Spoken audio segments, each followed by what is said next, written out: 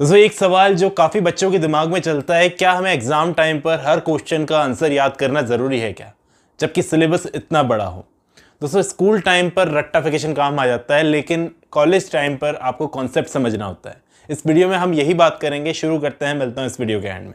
देखो, ज़्यादातर बच्चों के दिमाग में एक ही सवाल होता है एग्ज़ाम के टाइम पर।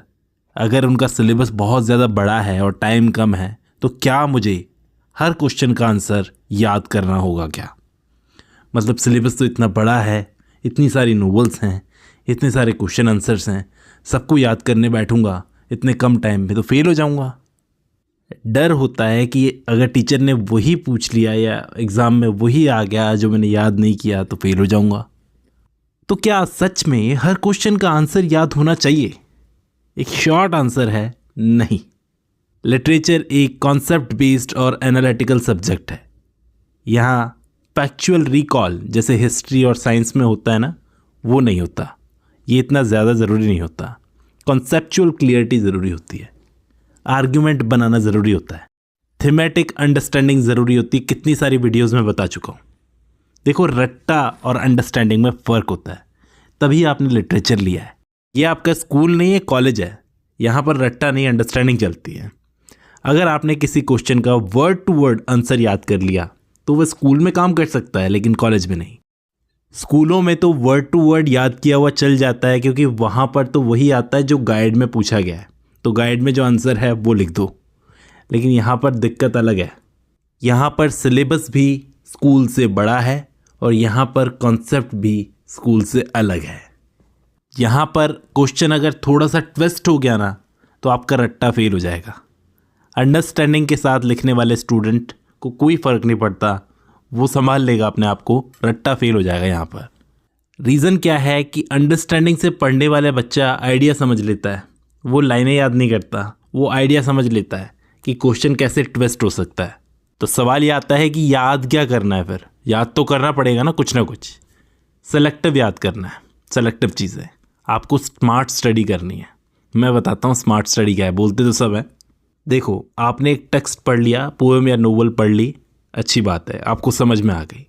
उसमें से 2 या 3 इंपॉर्टेंट कोटेशंस, आजकल इंटरनेट पर सब कुछ अवेलेबल है, आप लिखोगे 2-3 इंपॉर्टेंट कोटेशंस, जो कैसा भी क्वेश्चन आ जाए आप हर आंसर में यूज़ कर सको। हर टेक्स्ट में 2-3 ऐसी कोटेशन ज़रूर होती है जो आप हर आंसर में यूज़ कर सकते हो, कितना भी ट्विस्ट होकर के आंसर आ जाए। दूसरा, थीम और सेंट्रल आइडिया समझो। आजकल आपने नोट किया होगा, मैंने काफ़ी सारी ऐसी वीडियोस बनाई है जिसमें मैं किसी टेक्स्ट की कहानी नहीं सुनाता, सिर्फ थीम और सेंट्रल आइडिया भी डिस्कस करता हूँ। पूरे टेक्स्ट का एक कोर मैसेज होता है, जैसे हैमलेट में इनडिसीजन, ये एक बहुत ही कोर मैसेज है। मैकबेथ में एम्बिशन, ये कोर मैसेज है। तो इसको पढ़ लो, इसको समझ लो। थीम से रिलेटेड, सेंट्रल आइडिया से रिलेटेड चीज़ों को याद कर लो, ये चीज़ याद कर लो। तीसरी चीज़ आपने करनी है, कैरेक्टर्स और उनकी रिलेशनशिप्स को याद करना है। मेजर कैरेक्टर्स, प्रोटैगनिस्ट तो आपको याद करना ही है, उसके साथ में जुड़े हुए मेजर कैरेक्टर्स को याद करना है, उनके ट्रेट्स याद करने हैं, फ्लॉज याद करने हैं, स्ट्रेंथ याद करनी है, वीकनेसेस याद करनी है, उनका दूसरे कैरेक्टर्स के साथ में कनेक्शन याद करना है। जैसे मान लो प्राइड एंड प्रेजुडिस, आप जेन ऑस्टन की कोई भी नोवेल उठाकर देख लो, उसमें बहुत सारे कैरेक्टर्स हैं, तो सब आपको याद नहीं करने। मेन कैरेक्टर्स, जैसे एलिजाबेथ का कैरेक्टर, इसका कैरेक्टर याद कर लो। इससे जुड़े कैरेक्टर जैसे जीन का कैरेक्टर, मिस्टर बेनेट का कैरेक्टर, डर्सी का कैरेक्टर, ये सारे आसपास के कैरेक्टर्स हैं। इस पर भी मैंने वीडियो बनाई है। कनेक्शन आप समझ जाओ तो आप अच्छे से लिख सकते हो। ऑथर का स्टाइल और कॉन्टेक्स्ट जितना बेसिक समझ सको, मॉडर्निस्ट है, फेमिनिस्ट है, कौन सा राइटर है, ये सटायरिस्ट है, किस टाइप का, मतलब किस टाइप का स्टाइल फॉलो करता है, ये इसका कॉन्टेक्स्ट क्या है, राइटर के बारे में ज़रूर पता होना चाहिए। उसमें लिटरेरी डिवाइसेस प्रिपेयर कर लो, ये सब चीज़ें काम आएगी आपको, रट्टा काम नहीं आएगा। अब एक और सवाल आता है कि टीचर या एग्जामिनर क्या देखता है? क्या टीचर ये चेक करता है कि आपने बुक याद की है? नहीं। बुक का आंसर याद किया है? नहीं। टीचर देखना चाहता है कि आपने टेक्स्ट को समझा है या नहीं, क्योंकि गाइड बुक्स तो बहुत सारी अवेलेबल है मार्केट में, कहाँ कहाँ ढूंढने जाओगे।